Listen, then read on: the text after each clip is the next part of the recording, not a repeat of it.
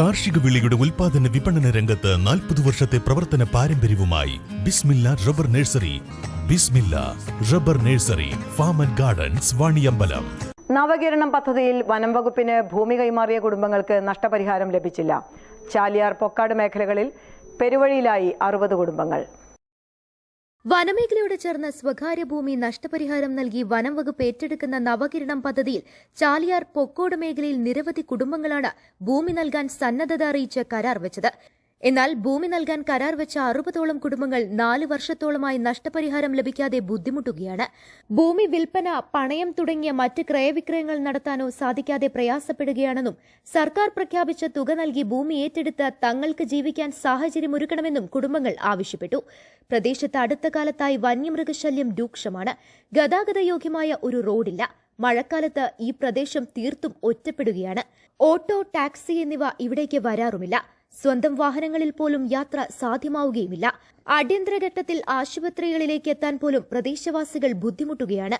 ഭൂമി സർക്കാർ ഏറ്റെടുക്കുമെന്ന് പ്രഖ്യാപിച്ചതിനാൽ വിൽപ്പന നടത്താനും കഴിയുന്നില്ല.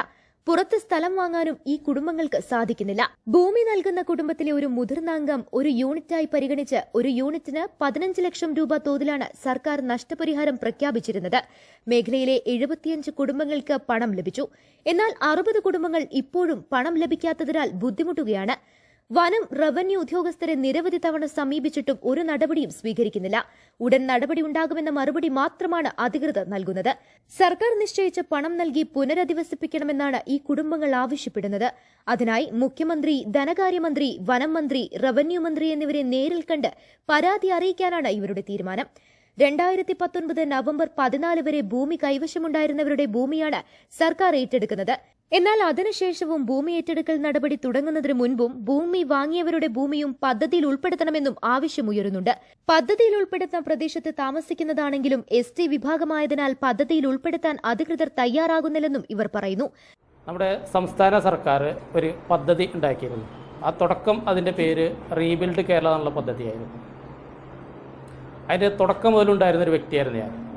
അപ്പോൾ അന്നത്തെ DFO എന്നോട് ഇങ്ങനെ കാര്യം പറഞ്ഞു, ഈ വനത്തിനുള്ളിൽ പുറത്ത് കിടക്കാൻ വേണ്ടി ഇങ്ങനെ ഒരു പദ്ധതിയുണ്ട്, അവിടുത്തെ വീട്ടുകാരോടൊക്കെ ഒന്ന് സംസാരിക്കണം, എന്നിട്ട് നമുക്കൊരു മീറ്റിംഗ് വിളിച്ചു കൂട്ടണം എന്ന് പറഞ്ഞു. അപ്പോൾ അതിനനുസരിച്ച് ഞങ്ങൾ ആ പ്രദേശങ്ങളിൽ ഉൾപ്പെട്ട മുഴുവൻ വീടുകളിലും പോയി സംസാരിച്ച് പദ്ധതിയെക്കുറിച്ച് പറഞ്ഞ് പഞ്ചായത്തിലൊരു മീറ്റിംഗ് സംഘടിപ്പിച്ച വ്യക്തിയാണ്. അതുകൂടാതെ ഈ പദ്ധതി തുടങ്ങി 1 വർഷത്തോളം ഇവർക്കും വേണ്ടി നടന്നിട്ടുള്ള ആളാണ്. അപ്പോൾ ഈ പദ്ധതി നടപ്പിലായാൽ ഓരോ വീട്ടുകാർക്കും ഓരോ യൂണിറ്റിന് 15 ലക്ഷം വെച്ച് തരും എന്നായിരുന്നു ഗവൺമെൻറ്റിൻ്റെ വാക്ക്. അത് പ്രകാരം 75ഓളം കുടുംബങ്ങൾക്ക് അവിടെ പൈസ കിട്ടിയിട്ടുണ്ട്. അവർ പോയി. ഇപ്പോൾ ഏറ്റവും വലിയ വിഷയം എന്താ വെച്ചാൽ, ഞങ്ങളെ ഒപ്പമുള്ള ആളുകൾ പോയപ്പോഴാണ് വിഷയങ്ങൾ കൂടിയത്.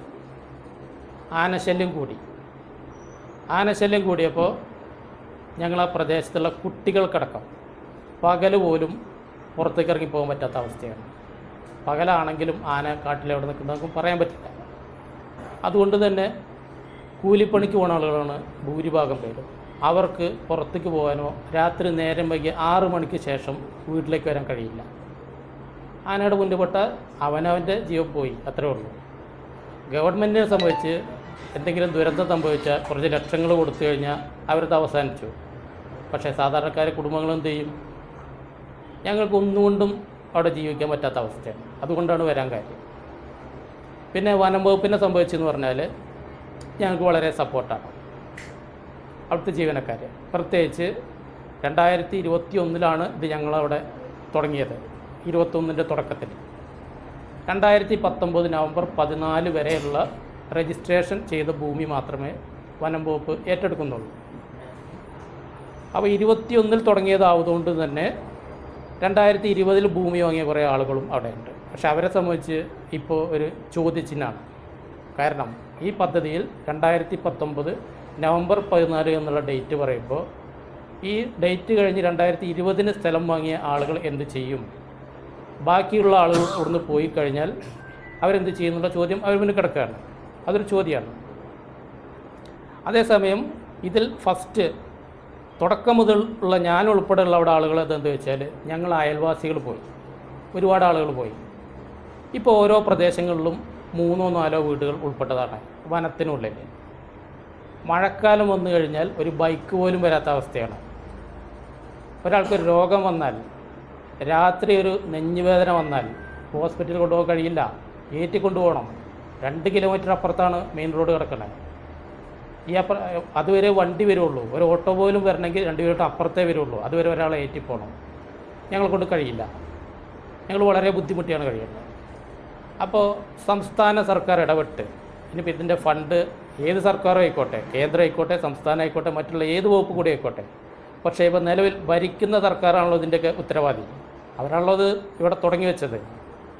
അതുകൊണ്ട് തന്നെ ബഹുമാനപ്പെട്ട കേരള മുഖ്യമന്ത്രി, ബഹുമാനപ്പെട്ട ധനകാര്യ വകുപ്പ് മന്ത്രി, ബഹുമാനപ്പെട്ട റവന്യൂ വകുപ്പ് മന്ത്രി, അതുപോലെ ബഹുമാനപ്പെട്ട വനം വകുപ്പ് മന്ത്രി.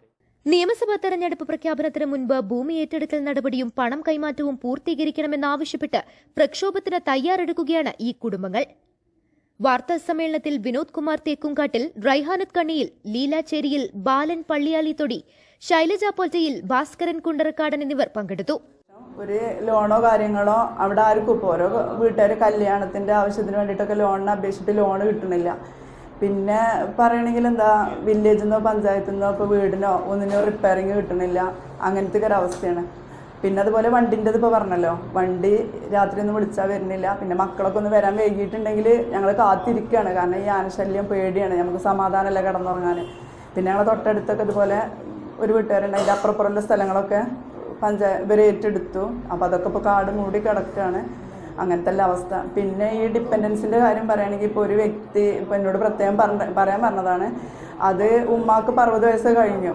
അപ്പോൾ അവരെ മുതലിന് ഇപ്പോൾ മോന് മക്കളെ സ്കൂൾക്ക് വിടേണ്ട ഒരു ബുദ്ധിമുട്ട് കൊണ്ട് മാറി നിന്നാണ്. അത് പന്നിയങ്ങാട് ഉള്ളിലാണ് അവരുടെ വീട്. അപ്പോൾ അത് അവർ മാറി നിന്നത് ഈ കുട്ടികൾക്ക് സ്കൂൾക്ക് പോകാനുള്ളൊരു ആവശ്യം കൊണ്ട് അങ്ങനെ മാറി വാടകയ്ക്കായിരുന്നു. ഇപ്പോൾ ഉമ്മയും പോയി. കാരണം ഇപ്പോൾ ആനൻ്റെ ശല്യം കൂടുതലായപ്പോൾ ഉമ്മ ഇവിടുന്ന് മാറി നിന്നു. അപ്പോൾ ഇയറിങ്ങിന് വന്ന സമയത്ത് വാടകയ്ക്കാണ്. കാരണം കുട്ടികളെ സ്കൂളിൽ വിടേണ്ട ബുദ്ധിമുട്ടിന്. ഞാൻ കാട്ടുനായ്ക്കൻ എസ്റ്റിയിൽപ്പെട്ടതൊരു വിഭാഗമാണ്. അപ്പോൾ ഞങ്ങളിവിടെ വടക്കേപ്പെരുണ്ട ആകമ്പാടം ചാലിയാർ പഞ്ചായത്തിൽ വടക്കേപ്പെരുണ്ട എന്ന് പറഞ്ഞ സ്ഥലത്ത് വീടെടുത്തിട്ടുണ്ട്. ഒരു 2018 സ്ഥലമെടുത്ത്. ഞങ്ങൾ കരുവാരൻ്റെവരാണ്.